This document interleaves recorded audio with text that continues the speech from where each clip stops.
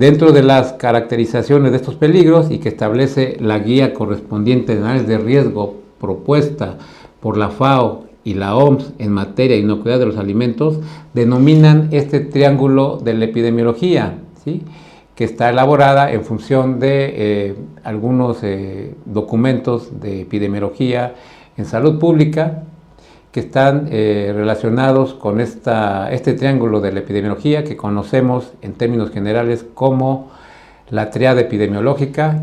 Recordemos que generalmente tenemos nuestro agente etiológico, nuestro huésped u hospedero y nuestro medio ambiente.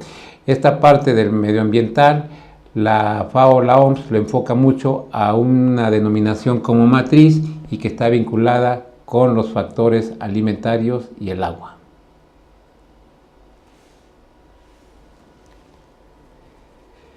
Decíamos que en esta guía, esta caracterización de peligro establece algunos cuestionamientos que son prioritarios para el desarrollo de nuestra evaluación de riesgos, como las características del patógeno. Ya habíamos hablado en módulos anteriores que las características del patógeno son fundamentales en esta tríada epidemiológica. Esta guía nos indica algunos principios a considerar, como es la infectividad del agente patógeno, la patogenicidad, su virulencia. También ya hemos definido a qué se refiere cada uno de ellos y por qué es importante establecer un conocimiento adecuado de la tríada epidemiológica.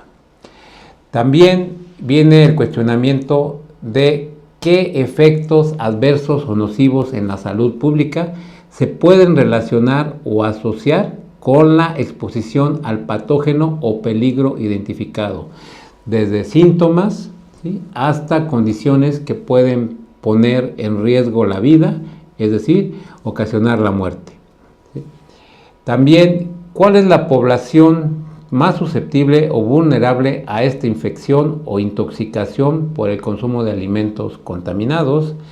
¿Cuáles son las características de la población? Aquí vemos la parte de las características del huésped o del hospedero, analizadas en la tríada epidemiológica, y que estas características pues también pueden afectar esa vulnerabilidad de la población sujeta a ese riesgo de exposición, como la edad, la situación inmunitaria, enfermedades concomitantes, tratamientos médicos que hayan existido, que estén presentes, antecedentes genéticos, el embarazo, la situación nutricional de la población, la situación social y algunos rasgos del comportamiento social, cultural de esta población expuesta al peligro identificado, que también lo analizamos previamente en la tríada epidemiológica.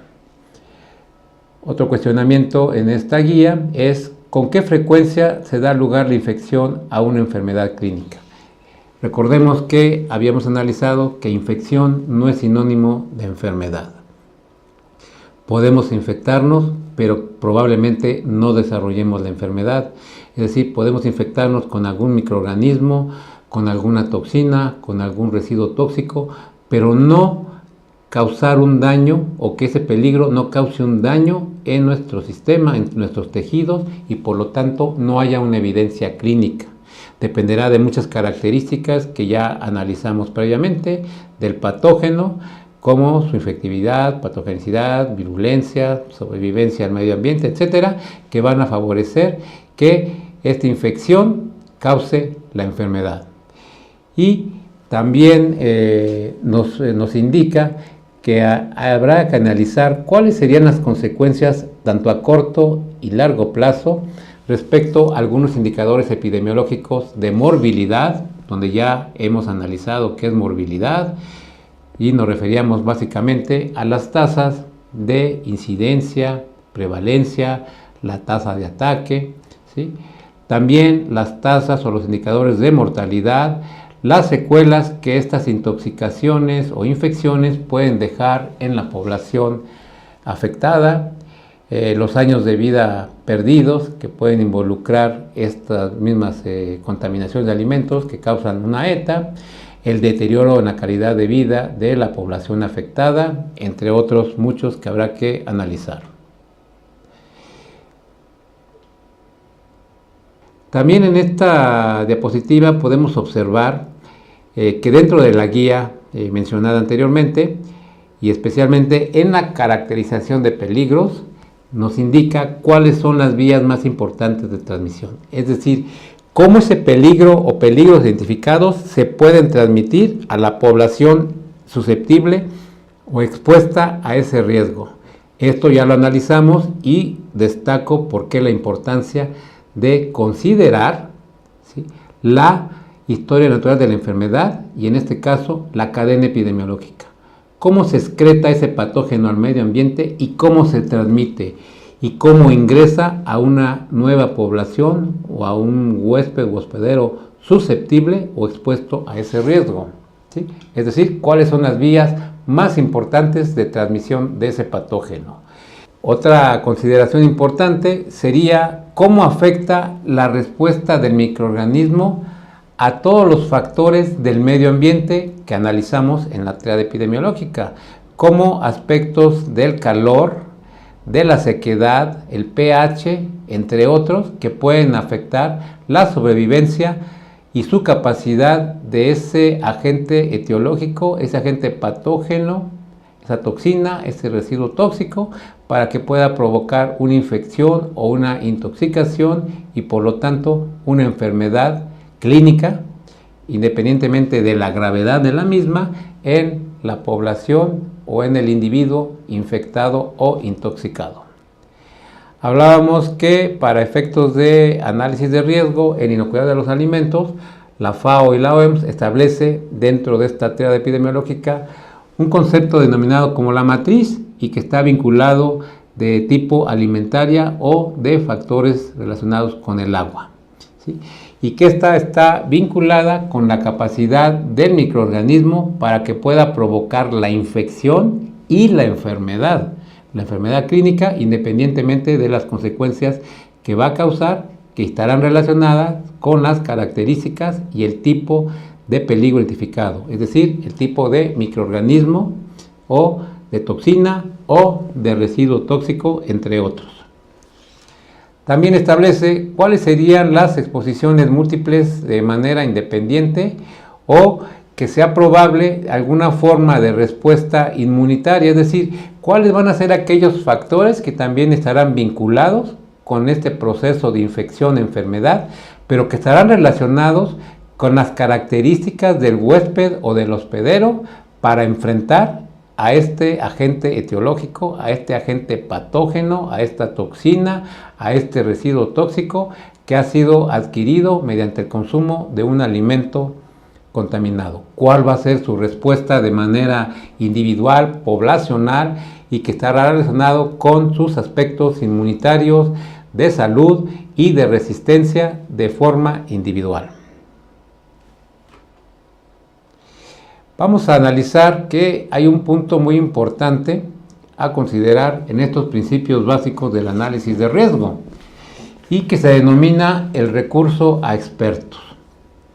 ¿Qué es el recurso a expertos? Es un método oficial validado para poder obtener y utilizar opiniones de expertos cuando en algunos casos no encontremos o no dispongamos de datos científicamente sustentables, o si los tenemos, estos son escasos o limitados y por lo tanto deseamos incrementar esta información de tipo científico.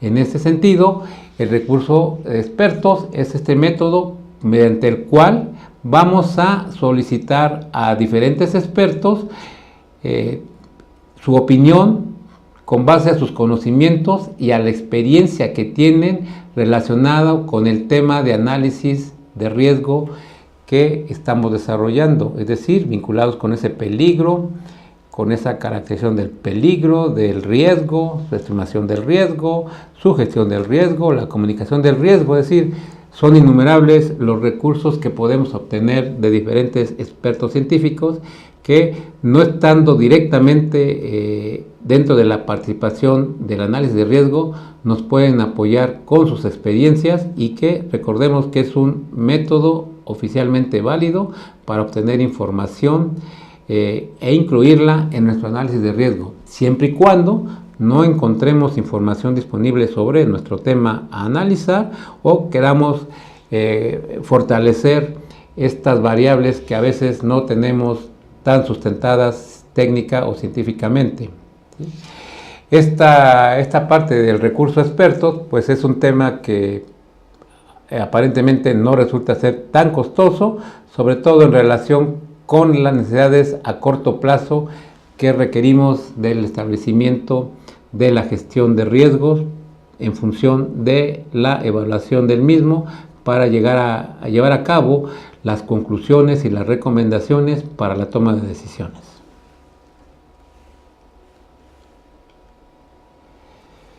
Este recurso a expertos que mencionábamos definitivamente tiene que ser en ese sentido. Lo vamos a utilizar cuando lo requiramos, cuando no tengamos una fuente de datos sustentable, científicamente comprobable, o no haya mucha información al respecto, y podemos incorporarla como una materia prima desde el punto de vista científico para soportar nuestro análisis de riesgo. Sin embargo, como en todos los casos, pueden existir algunas limitaciones, ¿sí? Es decir, que los resultados que obtengamos de este análisis de riesgo definitivamente, en primer lugar, van a depender de la metodología que estemos utilizando y considerar que estos análisis de riesgo pueden ser en algunos casos subjetivos si no los sustentamos técnica y científicamente. Esto significa que no podemos basarnos solamente en opiniones de expertos, tiene que tener un soporte técnico y científico. De lo contrario, un análisis de riesgo puede ser objeto de debate, ya sea de manera interna, regional e incluso internacional, cuando esto causa alguna controversia entre socios comerciales, entre países que tienen importaciones, exportaciones, y que esto va a limitar los resultados y la posibilidad de establecer medidas de mitigación que no estén sustentadas científicamente. Debemos también identificar quién es el experto en la materia que nos puede dar mayor validez para soportar nuestro análisis de riesgo ante un posible debate. Y esto tiene que ser seleccionado de manera adecuada, que tengan el conocimiento adecuado y que sepan cómo se está manejando el análisis de riesgo para que su opinión no sea tan subjetiva, sino que tenga un mayor soporte y por lo tanto una mejor aplicabilidad al obtener el resultado final y haber identificado previamente esas medidas de mitigación que van a dar lugar a la toma de decisiones.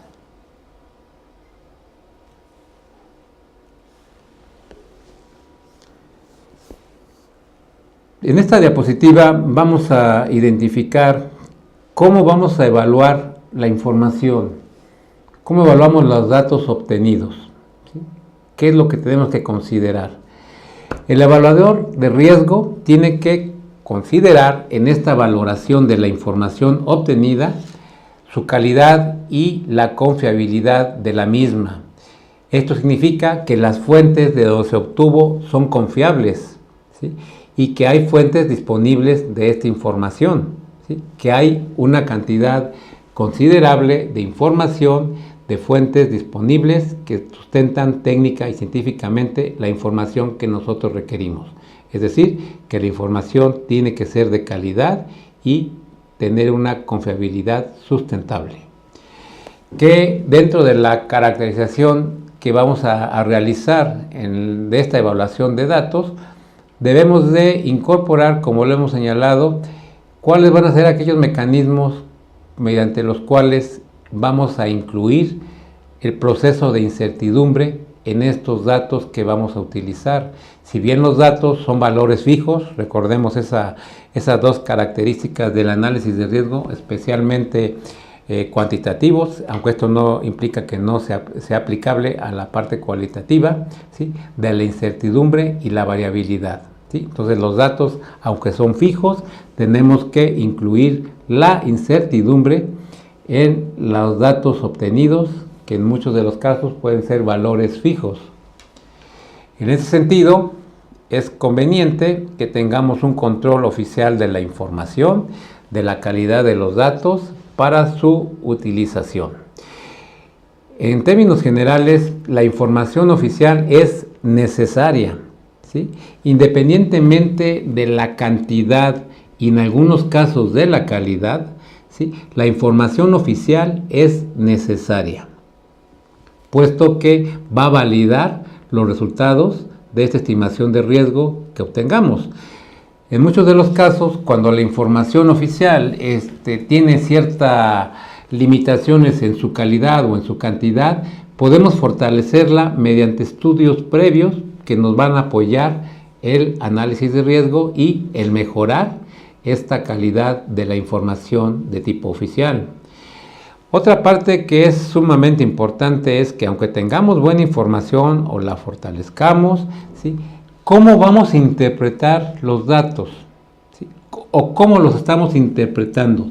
Esta interpretación tiene que ser transparente y estar incluida en nuestro análisis de riesgo, en nuestro informe final, para que quien lo lea pueda conocer cómo interpretamos la información, cómo la utilizamos para el desarrollo del análisis de riesgo que nos llevó a implementar e identificar medidas de mitigación o en su caso a rechazar el riesgo, ¿sí? Por lo que la toma de decisiones tendrá que estar sustentada y ser transparente. Estos datos técnicos, científicos que vamos a utilizar deben incluir la fuente, es decir, de dónde la obtuvimos. El informe final deberá contar con un soporte de la bibliografía, de los datos utilizados que fueron involucrados en el desarrollo del análisis de riesgo y algunas características que a lo mejor son necesarios especificar dentro del informe final.